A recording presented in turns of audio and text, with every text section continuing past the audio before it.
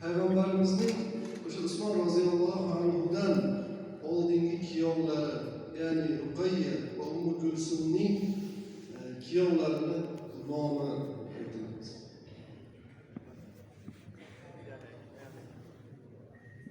Kim?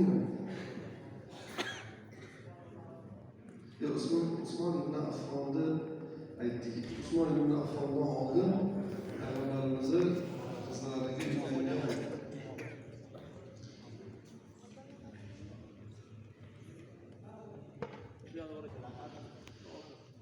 Bu sahabı Allah alam bu sahabları topuşlayınca. İyi. Ne sahabı?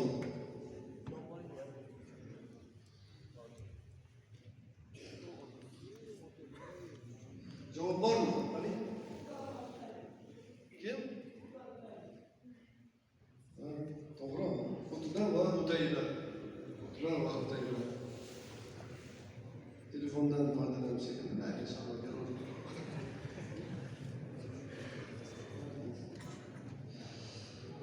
Hop, navbatdagi savol.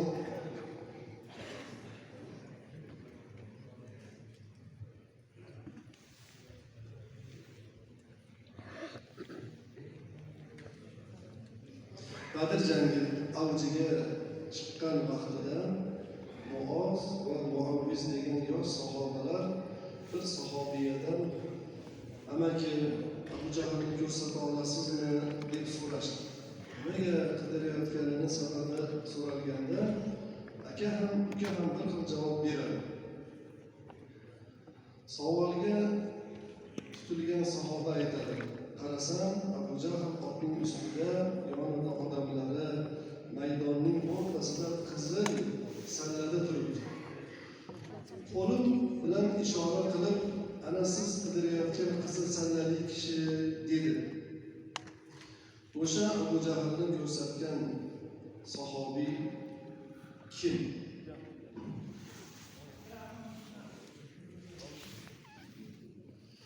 Kimdir?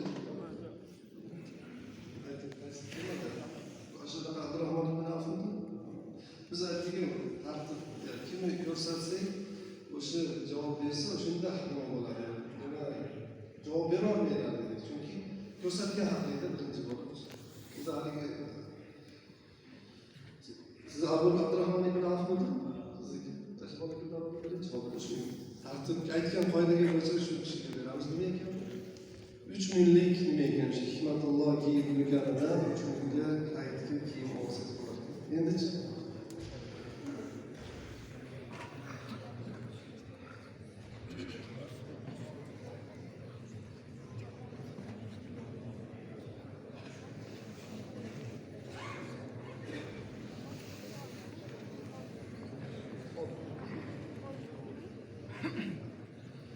navbatdagi savol. Bilishimcha oxiridan oldingi savol ekan. Payg'ambarimiz sollallohu alayhi va sallamning siymosiga o'xshash bir sahoba bor edi. Rasulullohga o'xshagan sahoba bor. Kunlarning birida o'sha sahoba shahid qilinadi. Shunda Makka mushriklari Muhammad o'ldi deb hammaga jar solishadi. O'sha shahid qilingan sahoba kim edi? Ustun oldidagi aka. Maşallah, Mus'ab ibn Umayr. Maşallah, bitta javob bo'ldi. Bu tushkalik qilolmadi? Tushkalik qilolmadi. Xo'p, oxirgi savol. Bunga savolni javobiga telefon qo'yilibdi. Hop. Savolimiz oson, lekin diqqat bilan eshitsanglar, keyin qo'lni yaxshi ko'tarsanglar, o'shandan javob qilsak yaxshi bo'ladi. Juda achchiq biz bolalar ulug' tunda, ya'ni musulmonlar tartib inshaalloh. Ikkinchi Aqaba bay'ati qaysi oyda sodir bo'lgan? ikkinchi savol yana qayta o'qiyman. Ikkinchi Aqaba bay'ati qaysi oyda sodir bo'lgan? Telefondan foydalanmaganimiz ma'qul. Rajab oyi.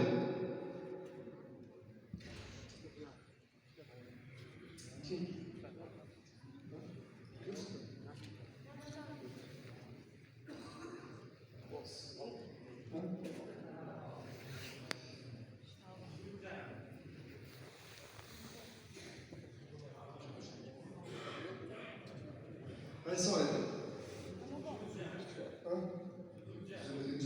Javob to'g'ri, lekin nima qilishda javob aytishlikda bittasi kim ko'tardi desa aniq aytishlar kerak. Yana javob qaysidir? Boshqa savol. Boshqa savol.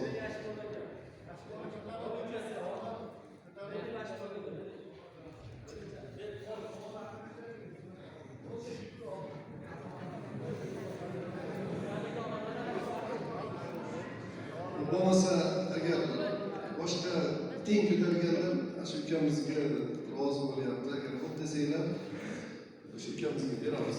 Aynan suhbatlar domla beradi. Domla savollar bo'lsa bo'ynimizdan sotib domlaga nima qo'yaylik. Domla bergan domla. Alloh rozi bo'lsin. O'zi Aqaba bay'ati degani nima degani? Nimani? Hech bilmaysan. Zulhijja oyi endi keladimi? Qachon keladi? Zulhijja oyi. Endi qachon keladi? Mana hozir biz Ramazonda 9-oy. Ramazondan keyin qaysi oy keladi?